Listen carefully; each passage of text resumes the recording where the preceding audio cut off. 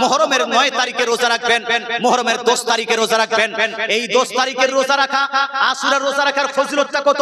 সহিহ মুসলিম শরীফ, তিরমিজি, আবু দাউদ, ইবনে মাজাহর মধ্যে লিপিবদ্ধ আছে।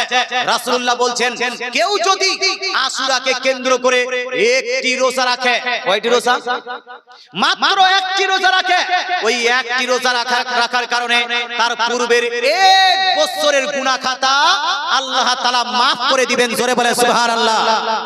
1 বছরের গুনাহ যদি maaf করাতে চান, 1 বছর ভাই অনেক গুনাহ করেছেন, তাহলে আশুরার দিনের রোজা রেখে নেবেন। তৎসঙ্গে 9 তারিখে রোজা মিলিয়ে নেবেন, অথবা 9 তারিখ যদি বাই চান্স ছুটে যায় তাহলে 10 এবং 11 তারিখ মিলিয়ে নেবেন।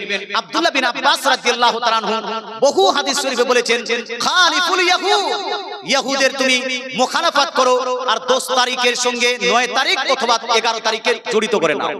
আল্লাহ তাআলা বুঝার তৌফিক দান করুক, আমল করার তৌফিক দান করুক।